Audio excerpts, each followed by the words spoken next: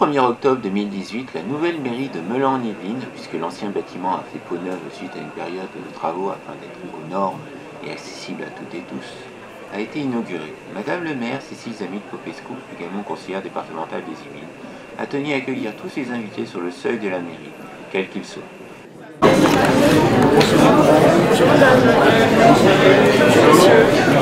Les invités de l'inauguration se trouvaient des personnalités politiques très importantes, comme Gérard Larcher, le président du Sénat, ainsi que le président du conseil départemental des Yvelines, Pierre Béziers. Ces derniers, à travers les institutions qu'ils représentent, ont participé à la rénovation de la mairie. Pour comprendre les raisons et les modalités des travaux qui ont abouti à la mise aux normes de la maison des citoyens qu'est la mairie, il faut bien écouter le discours de Madame le maire et se rendre compte que cela était une nécessité. Bonjour à tous et bienvenue. Je salue bien entendu Gérard Larcher, président du Sénat, Gérard Leroy, sous-préfet de l'arrondissement de Mantes-la-Jolie, Michel de Vaucouleurs, allez Michel, député de la 7e circonscription, Sophie Prima et Alain Schmitz, nos sénateurs, Pierre Bédier, donc président du conseil départemental des Yvelines.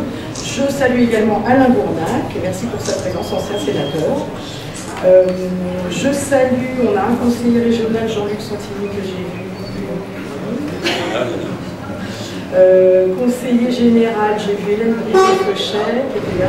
Voilà, merci pour ta présence. Et je salue tous mes collègues maires, adjoints au maire de la communauté urbaine Grand Paris Seine-et-Oise. Vous m'excuserez de ne pas tous vous citer, là vous êtes quand même nombreux. Je salue bien sûr mes collègues du conseil municipal, le commissaire Brunel du commissariat des Mureaux, le capitaine Leduc de la caserne des pompiers des Mureaux. Est-ce que notre inspectrice académique est là puisqu'elle a pris ses fonctions? Non. Enchantée madame, donc Evelyne Bessac, elle a pris ses fonctions à cette rentrée, donc on ne s'est pas encore rencontrés. Je salue les principaux de collèges et les directeurs d'école qui sont présents et bien sûr le personnel communal de l'hôtel de ville, ainsi que les membres de la commission accessibilité. Et pour finir, je salue les entreprises, commerces et associations de Meulan. Alors je souhaite remercier en tout premier lieu nos financeurs et l'État, puisque nous avons bénéficié pour ce chantier d'une dotation d'équipement des territoires ruraux à hauteur de 117 000 €. Et puis bon, le fonds de compensation de la TVA à hauteur de 131 680 €. Je remercie le conseil départemental des Yvelines, puisque par le biais d'un contrat, nous avons bénéficié d'un financement de 152 600 €. Et je remercie le président du Sénat pour sa réserve parlementaire de 8 900 € qui nous a permis de financer les études. J'en parlerai, monsieur le président, j'en parlerai, parce que ça, pour nous, c'est très dur. Voilà, donc des financements qui représentent 50% du coût total de l'opération, qui s'élève à 823 000 € TTC. Je souhaite remercier particulièrement deux élus qui ont suivi vraiment ce chantier, donc Erguine Ménissoblu, mon premier adjoint délégué au cadre de vie, et Marie-Odile Billet, ma conseillère déléguée à l'urbain et aux travaux. Voilà, donc merci à eux pour le suivi de ce chantier. Alors je remercie bien sûr notre architecte, Fatma Saadnia de Factum Scenarii, qui a relevé un lourd défi, une réhabilitation et une réhabilitation complète en site occupé, puisqu'on n'a pas du tout fermé les locaux. Donc ce sont des travaux assez compliqués et franchement il s'en est acquitté à merveille. Je vous me permettrai de citer et de remercier toutes les entreprises qui ont participé à ce chantier: ALX Ingénierie, Reber, Soja, Cebat, Socotec, Dacia, ECB, JPV Bâtiment, Rêve-Nord, Sabelec, Adoté. Et je ne saluerai pas notre ascensoriste, puisque la mise en service de l'ascenseur, ben, nous l'attendons toujours. Et c'est la joie des marchés publics. Hein. Voilà, sans commentaire, mes collègues élus comprendront. Voilà. Je salue également sincèrement De Richebourg et AlioTP, puisqu'ils sont tous deux sponsors de la fresque qui est en cours de réalisation. Donc merci à eux. Et puis je remercie notre artiste qui est en plein travail, donc Nicolas Soulavaille, qui termine aujourd'hui sa fresque. Vous avez peut-être déjà rencontré les œuvres de cet artiste issu des Beaux-Arts qui associe art plastique et art appliqué sous le nom d'Incoy, sur un trottoir parisien, dans une entreprise, un restaurant ou une boutique, où dessin et mots se mêlent avec humour. Alors son travail ne manquera pas d'attirer l'attention des usagers de notre mairie. Il est particulier pour une collectivité locale. Il pourra vous expliquer, si vous le souhaitez, sa démarche et puis toutes les étapes de sa composition. Alors j'adresse un grand merci à notre directeur général des services, M. Akraz, et à l'ensemble des services pour leur patience durant cette année très longue de travaux. Et je finirai par un grand merci à notre directeur des services techniques, M. Tremblay, pour avoir suivi ce chantier et avoir su tenir les enveloppes financières. Voilà, ce qui n'est pas toujours le cas de tous les DST, parfois ils se lâchent un peu. Donc là, vraiment, ça a été... merci beaucoup. Merci beaucoup. Donc nous arrivons aujourd'hui au bout, presque au bout, il y a des petites finitions toujours, d'un long chantier qui voit l'achèvement de la 3e grande transformation de ce bâtiment. Donc après la mutation en 1884 de l'église Notre-Dame en mairie, cette mairie était une église. Puis l'ajout à la fin des années 60 d'un bâtiment moderne à l'arrière. Donc aujourd'hui, ce sont nos obligations en termes d'accessibilité qui ont motivé ces travaux. Alors pourquoi? Parce qu'on avait une salle des conseils et salle des mariages non accessibles au public PMR, une rampe qui n'était plus aux normes à l'arrière de la mairie, qui conduisait à l'état civil et au CCAS non aménagé pour le public PMR, et un service scolaire dans un bâtiment adjacent qui était également inaccessible. Alors cet état de fait a donné naissance à un projet de création de guichet unique permettant à l'usager d'effectuer toutes ces opérations dans un même lieu adapté au handicap. État civil, cimetière, élection, recensement, inscription en crèche, à l'école, à l'étude, à la cantine, au centre de loisirs, aux activités sport jeunesse, paiement des factures, etc. etc. Pour créer ce plateau d'accueil unique, nous avons percé les murs entre l'entrée et l'ancienne loge du gardien, qui était là, percé également entre l'entrée et l'ancienne salle du tribunal, qui était là. Alors, nous avons également ouvert un mur à l'étage de l'ancienne loge du gardien qui rallie l'étage de l'ancienne loge du gardien à l'ancien état civil, et nous avons installé là le nouveau CCAS. Et nous avons également ouvert un mur, 2 murs, entre la mairie et le bâtiment qui jouxte la mairie à l'est, au rez-de-chaussée pour récupérer toute la surface de l'ancien pôle scolaire, à l'étage pour récupérer toute la surface de l'ancien appartement de fonction du DGS. Toutes ces surfaces ont été transformées en bureaux, salles de réunion et également réfectoires pour le personnel, puisqu'il n'y avait pas de réfectoire dans la mairie. Alors, une nouvelle rampe d'accès a été créée à l'ouest, dans la rue Notre-Dame, et un ascenseur donc, a été installé qui dessert le CCAS et la salle du conseil. L'installation de cet ascenseur a condamné un étage complet où étaient installés plusieurs services, donc on avait besoin évidemment de récupérer des surfaces de bureaux ailleurs. La phase de démolition a été un peu pénible pour nos agents, a été aussi l'occasion de découvertes étranges, mais je n'en dirai pas plus, sinon monsieur le commissaire il va me taper sur les doigts parce qu'il y a une enquête en cours, donc je me tais. Voilà. Donc cette mise aux normes accessibilité a été doublée d'une mise aux normes sécurité. Nous avions déjà installé il y a 2 ans des alarmes anti-incendie et anti-intrusion, il n'y en avait pas dans la mairie. Voilà. Et nous avons désormais donc un système de ventilation dans les 2 grandes salles et des portes coupe-feu. Nous avons profité de ces travaux pour améliorer le confort acoustique, mais surtout améliorer nos consommations d'énergie en transformant l'appartement en bureau, ce qui nous a permis de définitivement régler le problème d'une chaudière commune. Donc une chaudière commune entre la mairie et un appartement, ça veut dire qu'on chauffe l'ensemble des bâtiments, la nuit, le week-end, etc. Donc voilà. Donc ça, le fait que ça soit maintenant des bureaux va régler ce problème-là. Et en changeant également 25 fenêtres pour des fenêtres double vitrage et 4 portes extérieures. Pour ce qui est du décor, notre architecte, merci encore à elle est repartie du carrelage du hall et a décliné les couleurs des sols et des peintures à partir de ce beau nuancier du 19e. Aujourd'hui, les usagers trouvent notre mairie belle, lumineuse, tant mieux, mais ce n'est pas l'esthétique qui a déterminé cet investissement, uniquement nos obligations légales. La loi sur le handicap, vous le savez, date de 2005 et oblige les collectivités à mettre en accessibilité tout leur patrimoine accueillant du public, mais aucun bâtiment communal de Meulan n'était aux normes lorsque la nouvelle municipalité a été élue en 2014. Lors de notre prise de fonction, nous avons fait une situation financière très dégradée, un déficit structurel tel que malgré nos efforts d'économie, à commencer par la baisse de 50% de nos indemnités d'élus, nous avons dû lourdement augmenter la fiscalité pour équilibrer notre budget de fonctionnement et nous acquitter de nos dépenses obligatoires, notamment des frais de personnel qui représentaient 65% de nos dépenses. Notre capacité d'autofinancement, bien entendu, était négative, ce qui signifie que non seulement nous ne pouvions financer aucun investissement en fonds propres, mais nous n'avions même plus le droit d'emprunter. Or, très vite, nous avons mesuré l'immense difficulté à laquelle nous allions devoir faire face, entretenir et mettre en conformité un patrimoine communal dégradé, non sécurisé, non accessible. Ces travaux ne faisaient pas partie de notre programme, car nous n'avions aucune visibilité sur l'état réel de ces bâtiments. Nous aurions pu continuer comme avant, lancer de grands projets à plusieurs millions d'euros, bien visibles mais non achevés, les Molanais comprendront, et je pense bien sûr à la Villa Berson et à la Bergerie. Et on aurait pu laisser notre patrimoine continuer à se dégrader.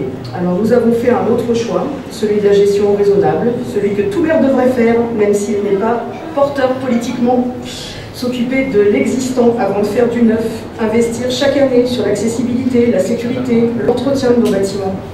En 2015, nous avons voté un agenda d'accessibilité programmé, c'est-à-dire une programmation de travaux d'accessibilité sur tous nos bâtiments et sur 6 années.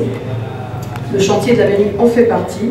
Mais chaque année au budget sont inscrits et réalisés des travaux dans nos écoles, notre gymnase, nos salles associatives, afin, en 2021, fin de notre ADAP, que l'ensemble de notre patrimoine soit en conformité. Chaque année également, nous investissons pour entretenir et sécuriser réfection d'un toit, d'une cour, pose d'alarme, de visiophone et de portail automatique dans les établissements scolaires. Alors entendre aujourd'hui l'opposition s'insurger contre des obligations légales, puisqu'elle est encore dehors en train de distribuer ses tracts, qu'elle n'a pas rempli, parce que c'est ça la réalité, et aller jusqu'à parler de dépenses personnelles ou de dépenses de confort pour nous élus, c'est juste un scandale. Nous espérons que nous avons effectivement amélioré le confort, l'accessibilité et la sécurité, mais de tous nos usagers, de nos équipements, de 0 à 100 ans, et de tous nos agents qui y travaillent. Des panneaux lumineux extérieurs, des écrans intérieurs et un nouveau site internet amélioreront encore la fonctionnalité. Et merci à notre directeur de la communication, directeur de cabinet, M. Faré. Dans les mois à venir, et seront des outils supplémentaires pour répondre à notre principal objectif, la qualité du service public. Dans le contexte financier extrêmement contraint que connaissent toutes les collectivités françaises aujourd'hui et que nous connaissons cruellement à Melan, avec la baisse régulière de leur DGF et la disparition de la taxe d'habitation, comment continuer à garantir à nos concitoyens cette qualité? Et comment continuer à investir, car nous devons investir. L'État est encore un peu là, monsieur le sous-préfet, pour nous aider à financer nos projets, mais ce désengagement se mesure plus durement chaque année. La réserve parlementaire, supprimée par la volonté du président Macron, était une aide, certes modeste, mais ô combien utile pour nos réalisations. Et je remercie sincèrement le président du Sénat, Gérard Larcher, notre sénateur Sophie Primas, notre ancien député Arnaud Échard, notre ancien sénateur Alain Gournac, pour leur aide fidèle et régulière depuis 2014. Ils nous ont permis de financer des études de travaux, un nouveau camion frigorifique, des containers enterrés, des aires de jeu, un mur d'escalade. Un grand merci bien sûr à mon président, à Pierre Bédier, et au département des Yvelines, qui malgré une baisse de 90% de sa DGF sur la durée du mandat, parce que vous savez comment ça marche, plus on est vertueux, plus on est puni, a fait le choix courageux de continuer à soutenir les communes, et sans lequel nous ne pourrions pas mener à bien nos projets d'investissement.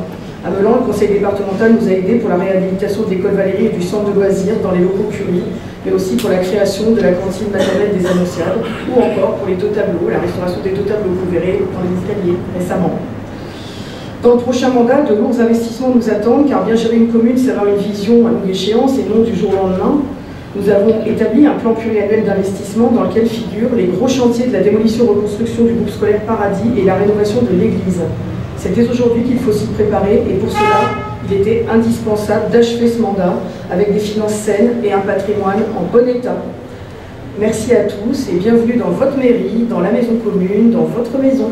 Pardonnez-moi de saluer avant vous le président du Sénat, mon ami Gérard Larcher, le remercier d'être là parce qu'il ne vous a pas échappé que l'actualité est chargée pour le Sénat, et en particulier pour son président. À un moment où cette démocratie parlementaire que nous avons mis plus de 150 ans à construire connaît quelques hoquets, eh bien, il est bon qu'il y ait une autorité tranquille, paisible, qui rappelle que les droits individuels reposent sur la séparation des pouvoirs institutionnels.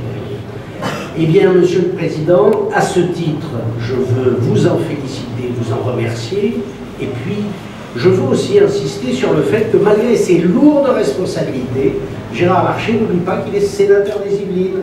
J'en connais d'autres qui pourraient se dire, oh c'est... Hein, surtout, comme il habite Rambouillet, pour lui, venir en plus à Melan, c'est forcément se lever un peu plus tôt. Eh bien, Gérard continue comme au premier jour à labourer son terrain, à être présent dans les grandes, dans les petites, dans les moyennes communes, et c'est suffisamment formidable pour que je vous demande de l'applaudir.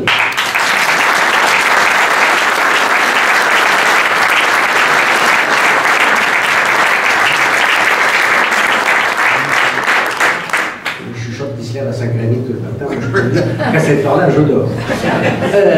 Alors, je vais saluer monsieur le sous-préfet, je le fais avec plaisir, parce que naturellement, on a toujours plaisir à saluer le sous-préfet, mais avec un plaisir particulier, parce que je vous ai dit que vous étiez un bon sous-préfet, et vous le prouvez.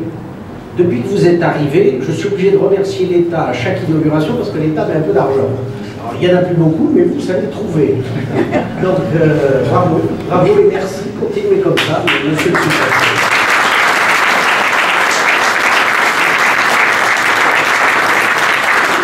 Et puis, je me salue madame le maire, la Cécile Chéry. Je pense que vous avez remarqué que quand elle avait quelque chose à dire, elle ne l'envoyait pas par la poste. Ben, c'est pareil avec ses amis. C'est ce que j'apprécie chez elle. Que ce soit au conseil départemental, que ce soit à Grand Paris Seine-et-Oise, elle a la parole rare, mais la parole claire, ferme, droite. Et moi j'apprécie ça. Et j'imagine, à entendre les applaudissements de son discours, que vous partagez ce sentiment. Parce que, Madame le maire, ce que tu fais est très courageux. C'est vrai, c'est beaucoup plus commode pour un maire, surtout au fur et à mesure qu'une échéance électorale approche, de faire des trucs qui se voient, des trucs qu'on applaudit, alors que restructurer un hôtel de ville, restructurer un accueil, c'est pas ce qui est le plus électoral. Eh bien bravo, parce que c'est ce sens de l'intérêt général, c'est ce sens du devoir qui te caractérise, et je le dis avec force, ce qui devrait tous nous caractériser, les élus locaux. C'est vrai qu'il y a des moments où on se rend bien compte qu'il faut faire des choix. Eh bien, choisir l'intérêt général, c'est toujours ce que nous devrions faire. En tout cas, Cécile le fait. Je l'appelle Cécile, je ne me risque pas à prononcer son nom, parce qu'à chaque fois, je me plante dans la prononciation. Et donc, elle me fait les gros yeux. Et là, elle va même me donner des coups de pied, donc je fais vraiment très attention. En tous les cas, bravo. Bravo pour ça. Et je pense que c'est une bénédiction, ma chère Cécile, pour Melan, qu'il y ait un élu aussi... concernée par cette défense de l'intérêt général. Parce que cette ville de Melan, elle me fait souci. Elle nous fait souci. Elle nous fait souci parce que ça a été une ville resplendissante, une ville rayonnante, une ville riche de ses commerces, et c'est aujourd'hui, on le sait bien, une ville en difficulté. Et les perspectives qui s'ouvrent à nous, si les élus n'en prennent pas conscience, ne sont pas très bonnes pour les communes de la vallée de la Seine sur la rive droite. La rive gauche qui a connu le lent déclin industriel, qui continue. Alors je sais que quand je parle d'industrie, beaucoup pensent pollution, mais moi je pense richesse. Et que la disparition de cette richesse a fait que nous sommes sur le territoire de la Seine-Aval, le territoire le plus pauvre des Yvelines. En Ile-de-France, on ne peut se comparer qu'à la Seine-Saint-Denis. Alors je veux dire aux élus que je ne pense pas que l'objectif pour un territoire des Yvelines soit d'être au niveau de la Seine-Saint-Denis. Je n'arrive pas à me résoudre à cette idée. Et donc, si vous le voulez bien, nous devons, en particulier pour cette rive droite, nous mobiliser. Cette décadence industrielle qui ne sera pas remplacée par de la tertiarisation. Croire qu'on va construire la défense sur les bords de Seine, c'est assez illusoire, mes chers amis. Si nous ne parvenons pas donc, à conserver notre tissu économique, eh bien, nous aurons de grandes difficultés à l'avenir. Et en particulier sur la rive droite. Parce que la rive gauche, monsieur le président du Sénat le sait bien pour nous y avoir beaucoup aidé, la rive gauche va être sauvée par l'arrivée du RER. Pas tout le monde, mais la plupart des villes qui vont être desservies par le RER vont, monsieur le maire de Mantes-la-Jolie, connaître une renaissance. Celles qui sont à l'est du territoire, elles ont déjà entamé cette renaissance, je pense en particulier à la ville de Poissy. Et cette renaissance de la rive gauche aura des effets pervers sur la rive droite s'il n'y a pas mobilisation des élus, et en particulier sur la vallée de Seine.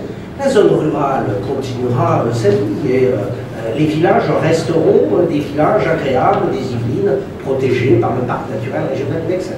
Mais pour la vallée de Seine elle-même, sur la rive droite, le risque est que ces territoires se transforment en territoires de relégation. Voilà pourquoi j'apprécie particulièrement l'attitude constructive, l'attitude positive, l'excellent travail que fournit Cécile et l'ensemble de l'équipe municipale, que je n'ai pas salué et qui travaille à ses côtés, lui dire que nous vous avons aidé dans un contrat rural. Elle n'a parlé, départemental, pardon, il n'était pas encore rural. Mais tu sais, c'est ça qui en fait. Et donc, dans ce contrat départemental, qui n'est pas que de 150 000 euros, les 150 000 euros, c'est juste pour la mienne. On a mis un peu plus sur le reste, mais enfin, tout ça n'est pas une histoire d'argent entre nous, ça n'est que de l'amour, ma chère Cécile. Toujours est-il que, eh bien, nous ferons plus. Nous ferons plus parce que, je pense, étant donné les difficultés aussi de construction de l'intercommunalité, qu'une ville comme Meulan mérite un traitement particulier. Et je veux dire ici avec force que, dans les semaines qui viennent, avant la fin d'année, nous annoncerons un dispositif particulier pour cette ville de Meulan, parce qu'elle mérite cette aide. Elle le mérite pour deux raisons. La première, parce qu'elle est un des trésors des Yvelines, ce centre-ville merveilleux mérite d'être aidé, mais aussi parce qu'elle a une équipe municipale en tout point remarquable. Merci Cécile.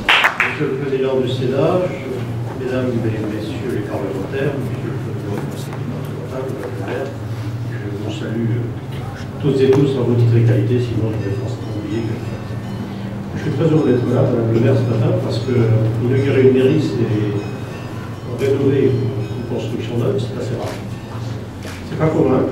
Et puis, je dirais plus égoïstement, pour une deuxième raison, parce que dans mes différents métiers, j'en ai fait un en particulier. Mon premier métier, c'était secrétaire de mairie. Et donc, ça me parle. Mon père était élu local, donc j'ai vu à la table de la cuisine des listes électorales se faire, se défaire, se refaire. Et donc, le virus, je l'ai imprégné et intégré très très rapidement, ce qui m'a amené dans la sphère publique et occupé différentes fonctions. Je dirais quel beau métier, mais aussi quelle belle fonction que celle d'élu local, puisque la vraie vie, le quotidien, c'est large. C'est dans la cité, c'est à la mairie, c'est là que les choses se décident, c'est là que les choses se passent, c'est le cœur de la démocratie. Et lorsque je reçois souvent des doléances, des administrés qui viennent, des collectifs, puisque c'est la mode, je leur explique que, là il parle le maire déjà, parfois ils l'ont déjà fait,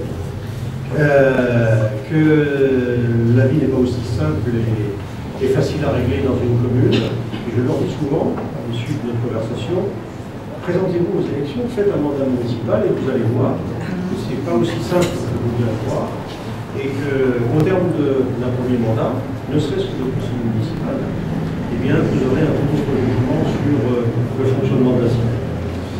Et probablement une autre responsabilité à l'égard de cette vie quotidienne et de cette organisation de la cité. Et je salue tout le travail et l'engagement des élus qui se fait chaque jour. L'hôtel de ville. L'hôtel de ville, donc carrefour de la démocratie, c'est aussi un outil de travail, un outil pour les agents, un outil pour les élus, et puis un outil pour les habitants. Donc, qui ont bien le droit d'être reçus dignement dans des lieux aujourd'hui adaptés. Et vous m'aviez fait visiter, lorsque je suis arrivé, parmi mes premières visites, j'étais venu vous saluer, et c'était un chantier. On a visité ce chantier. Je dirais, outre la vétusté, c'était une nécessité. Vous l'avez tout simplement adapté, vous l'avez dit tout à l'heure très justement, adapté aux nouvelles méthodes de travail, aux nouvelles formes de management, aux nouvelles technologies aussi, et handicapés également, vous l'avez dit.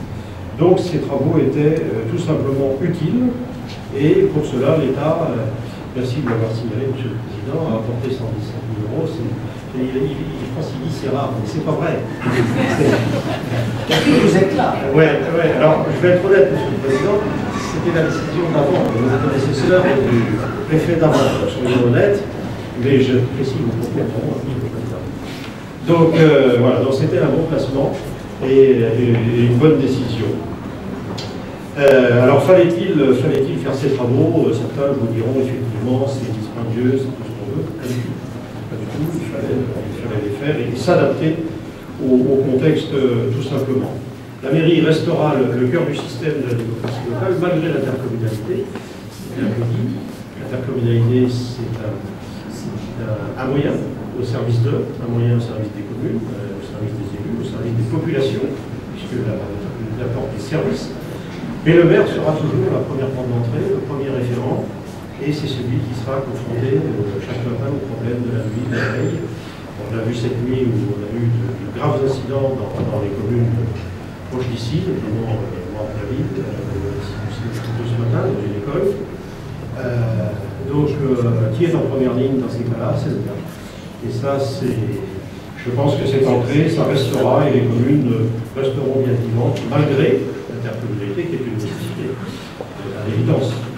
Donc je le dis à tous les élus qui sont ici, quel que soit leur rôle, leur fonction, soyez fiers de ce que vous faites, soyez fiers de cet engagement. Vous le faites bien et que vive cette belle mairie. Dans sa commune, monsieur le sous-préfet, monsieur le président du conseil départemental, madame la députée, cette circonscription, je voudrais saluer mes collègues sénateurs, Sophie Primas et Alain Schmitt, Alain Gournat, avec qui j'ai partagé tant d'années. C'est pas tout à fait par hasard si on est là si nombreux ce matin autour de Cécile, de saluer mes collègues élus départementaux, régionaux, les collègues maires et les maires adjoints et les conseillers municipaux de cette commune, de saluer les représentants de la police, du corps de sapeurs-pompiers, du SDIS et les personnels qui vont assurer le quotidien. Je voudrais vous dire, madame le maire, les 3 raisons pour lesquelles je suis là ce matin. La première des raisons, c'est que la mairie est au cœur de la République. Et monsieur le sous-préfet, vous venez de le dire, pour moi la mairie, c'est, avec la commune, une petite république dans la grande. Et les 35 500 communes de ce pays, à un moment où on a la tentation des replis sur nous-mêmes, des replis communautaristes, c'est au cœur de l'engagement républicain et des valeurs de la République.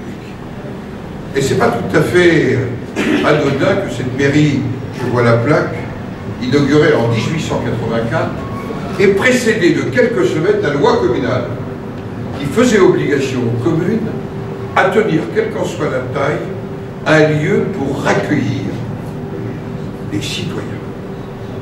Et la loi de 1884, si elle n'a pas fondé la commune, héritage de la paroisse, lui a donné cette dimension particulière autour d'un lieu qui est le lieu cœur de la vie. D'ailleurs, c'est ici que commence la vie de citoyen, en inscription sur les registres. C'est ici que se transforme la vie au travers du mariage. C'est ici que les douleurs de la fin de vie se traduisent, puisque l'état civil, c'est la naissance, c'est la vie et c'est la mort.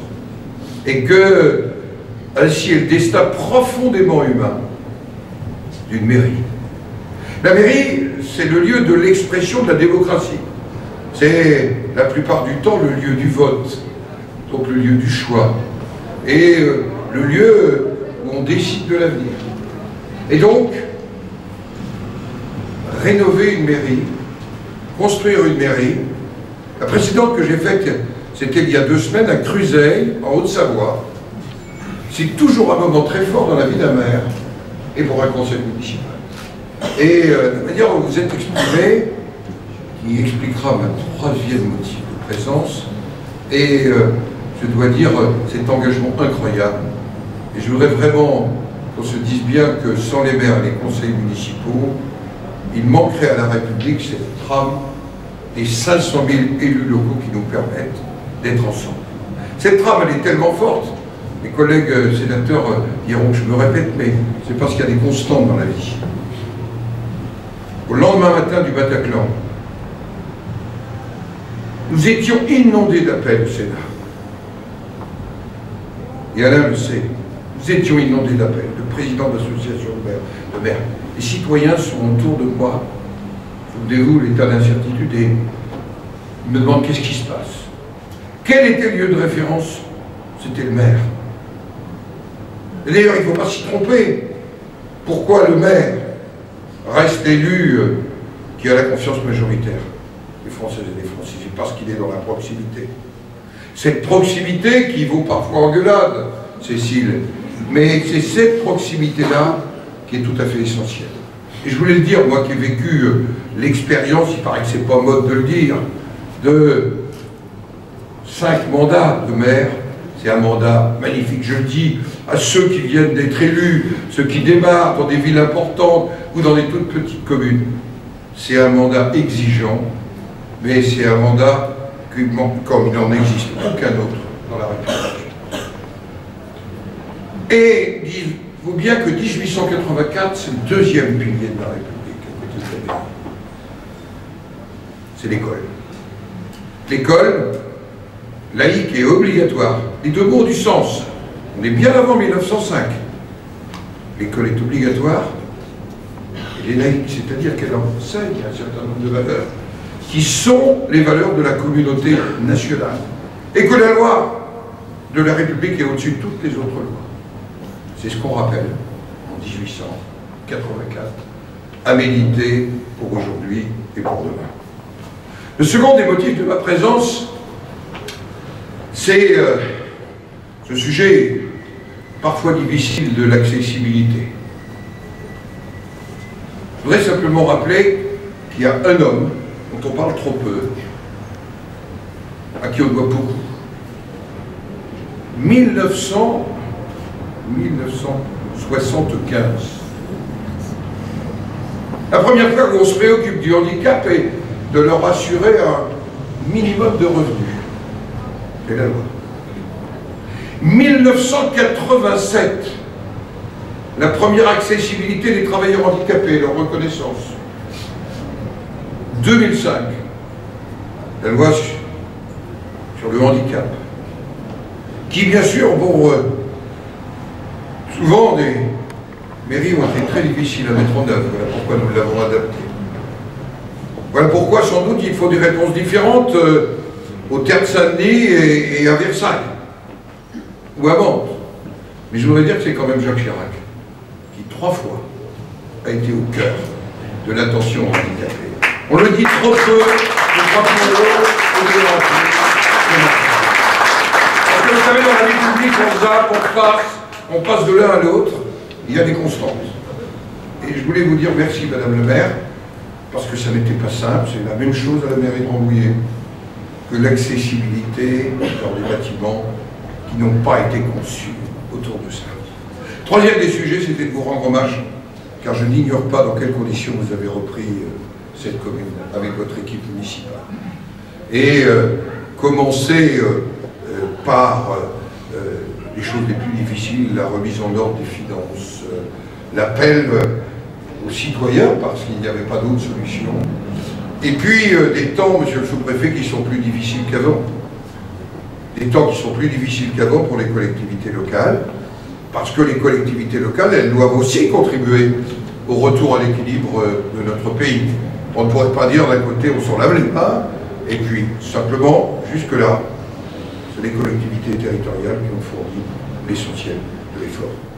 Plus de 66% de l'effort national ont été conduits par les collectivités territoriales, le président du conseil départemental. Alors je sais, pour m'en être entretenu vendredi soir avec lui, que le président du conseil départemental et le conseil départemental vont être particulièrement attentifs, pas simplement à Melan, mais à accompagner les collectivités territoriales, non pas en suppléance de tel ou tel, mais avec l'idée que communes et intercommunalités sont bien au cœur de la vie du département des Yvelines. Dernier mot sur ce qu'évoquait le président du conseil départemental, la question industrielle, la question du développement. Elle est étroitement liée aux mobilités. Et parmi les sujets que nous avons retenus avec Sophie Primat, qui a en charge notamment cette question avec la Commission du développement durable, nous allons avoir un texte mobilité très bientôt, cher Alain Schmitz. Dans ce texte-là, il faudra qu'on soit attentif, et je pense notamment à la desserte de la rive droite en transport collectif. C'est un message que les élus nous ont transmis il y a un an, en termes de fiabilité Et pour éviter les reports sur d'autres modes collectifs, je crois qu'il n'y a pas de développement sans un effort autour des mobilités, vous le savez bien, monsieur le sous-préfet. Souvent on parle des mobilités et on pense que l'Île-de-France est équipée, ça n'est pas vrai. Voilà pourquoi avec le Conseil régional, nous devons conduire aussi cette politique dans le cadre du texte mobilité. J'espère que le Sénat, parce que c'est une fonction des collectivités territoriales, pourra, comme la ministre me l'a laissé entendre, l'examiner en première lecture, parce que c'est un sujet essentiel dans lequel il me semble que nous devons être particulièrement pragmatiques. Alors bravo Madame le maire, bravo pour votre caractère, bravo pour votre tempérament, bravo pour dire les choses en face, on est à vos côtés, on vous soutient, et au fond vous avez, dans un autre style, le caractère de quelqu'un qui a marqué cette mairie, que j'ai connu à la fin de sa vie, et quelque part, elle quittait le Sénat quand j'y suis rentré. Madame Brigitte Duro, elle avait aussi du tempérament, et elle avait souligné la question des mobilités comme aucune autre. Alors, continuez comme ça, continuez à mordre quand c'est nécessaire, et continuez à batailler pour Meulan et pour toute la vallée. Merci. À la suite des discours, une plaque a été dévoilée. Cet acte donne officiellement aux Meulanais leur nouvelle mairie.